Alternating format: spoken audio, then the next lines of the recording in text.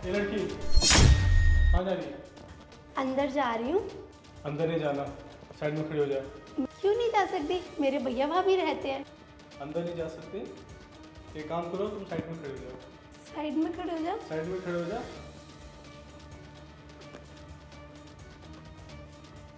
Hello ma'am साहब। Hello ma'am साहब, साहब की सबसे छोटी और गरीब बहन आई है, क्या करना है उसका? उसे बोलो घर पे कोई नहीं है, जाइए। ये लड़की जरा। अब हम अंदर जा सकते हैं? नहीं जा सकते, घर में कोई नहीं है। तुम एक काम करो, वापस चले जाओ। अंदर कोई नहीं है। कोई नहीं है।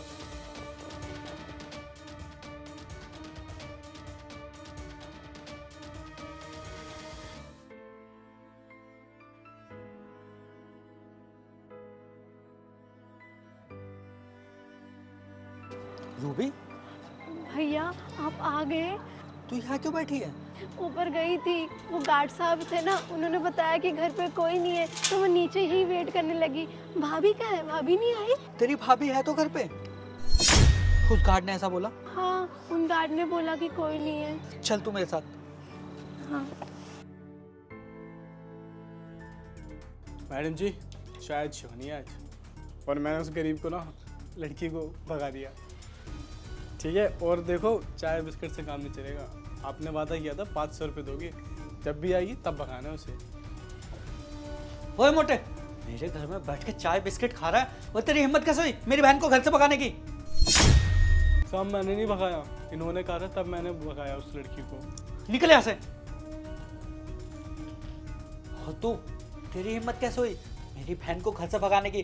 तेरी हिम्मत कैसे हुई सिक्योरिटी वाले को बोलने की, बोले कि घर पे नहीं है कोई? हाँ तो क्या गलत बोला मैंने? बिल्कुल सही तो बोला। घर है, कोई धर्मशाला नहीं, जब जिसका जैसे मन आया मुंह उठा के चले आए। अपना मुंह बंद कर बिल्कुल। तुझे पता नहीं है कौन है ये? मेरी जान से बढ़कर है, मेरी बहन है वो। सगी तो नहीं है ना? और दूसरी चीज सगों से भी ज्यादा है। सगे एक पल के लिए अपना मुंह मोड़ लेते हैं, लेकिन इसने मेरा वहां साथ दिया है जहाँ पे मेरे अपनों ने भी मेरा साथ नहीं दिया है। देखो, मुझे ना उससे कोई लेना देना नहीं है, और मुझे इससे कोई मतलब भी नहीं है। और दूसरी चीज ये, अरे कोई इंसान साल 2 साल महीने भर में आता है, वो चलता भी है, मेहमान नवाजी करने में अच्छा भी लगता है। अरे तुम्हारी बहन को देख लो, हर दूसरे दिन मुंह उठा के चली आती है। तेरे घर वालों को शर्म आती है हमारे घर आने में? वो तो हर दूसरे दिन टपक जाते हैं। मैं भी भगाऊं तेरे घर वालों को वैसे ही बिल्कुल, तेरी बहन को, तेरी माँ को, तेरे बाप, तेरे भाई को।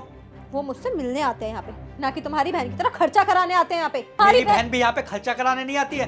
करती क्या है वो यहाँ पे आके? उल्टा मेरी बहन तो यहाँ आके काम करती है। और तेरे घर वाले कैसे ऑर्डर करते हैं कि आज घर का खाने का मन नहीं कर रहा है, बाहर से खाना मंगा लो? पेट पे पैसे उगते हैं क्या?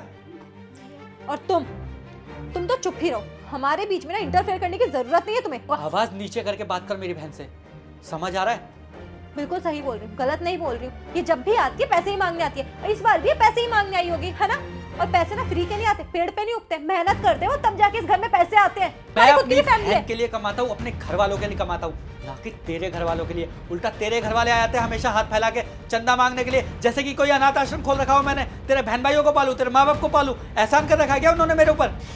एक सेकंड, अपनी बहन को तुम्हें 10 लाख, 5 लाख या 20 लाख तक देने में कोई दिक्कत नहीं है, लेकिन तुम्हें मेरे परिवार वालों को 5-10 हजार रुपए देने पड़ जाए तो तुम्हारे सीने पे सांप लौटने लगता है। क्या दिक्कत है उसमें? जब उसकी किस्मत से मेरी जिंदगी में करोड़ों आया तो मैं लाखों रुपए नहीं लुटा सकता उसके ऊपर?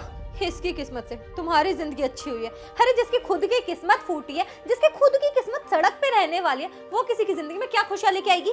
वहां भी भूल कहाँ से आई है तू? तेरे घर में 2 वक्त का खाना नहीं होता था खाने के लिए, यहाँ पे आने के बाद ज्यादा तेरी आंखें नहीं खुलने लगी है। भैया भाभी, मैं आप लोगों के आगे हाथ जोड़ती हूँ, प्लीज़ आप लोग मेरे लिए लड़ो मत। मैं चली जाती हूँ, मैं कहीं भी रह लूँगी, मंदिर में, गुरुद्वारे में, सड़कों पे रह लूँगी, बट आप लोग ऐसे कलेश मत करो। मेरे पति ने मुझे घर से बाहर निकाल दिया और बोला अगर अब पैसे नहीं लाएगी तो घर मत आइयो। हमें कहाँ से पैसे लाऊं? मैं थक गई हूँ आप लोगों से भीख मांग मांग। अच्छा, शर्म तो आती। अपना मुंह बंद कर यार। बहन, तुझे रोने की बिल्कुल जरूरत नहीं है, और तुझे माफी मांगने की भी कोई जरूरत नहीं है। तेरे को शर्म आ रही है जरा सी भी?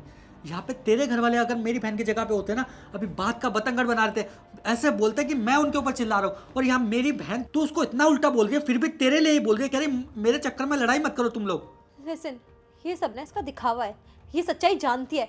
ये अंकिता, एक ही बात बोलूंगा, या तो तू मेरी बहन को अपना समझने लग जा, या फिर मेरे घर से चली जा, क्योंकि मैं नहीं चाहता हूँ मेरे घर में ऐसा शख्स रहे जो मेरी बहन को बहन ना समझे। हो गई ना खुश?